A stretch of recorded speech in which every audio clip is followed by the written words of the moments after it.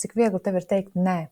Jo arī šis jautājums ir tāds, ko es nereti sastopos, ka pieaugušie nejūtas ērti. Ir pieaugušie, kuri var droši pateikt nē, un varbūt tādi, kuri ļoti daudz saka nē un skaidri, un te ieslēdzas tāda ļoti izteikta stingrība, kad tiek pieprasīta tāda bezieruna paklausība, un otrā pusē savukārt var būt arī tas, ka nē vispār netiek teikts, un visādos veidos pieaugušais mēģina ar bērnu runāt tā, lai bērns pats saprot.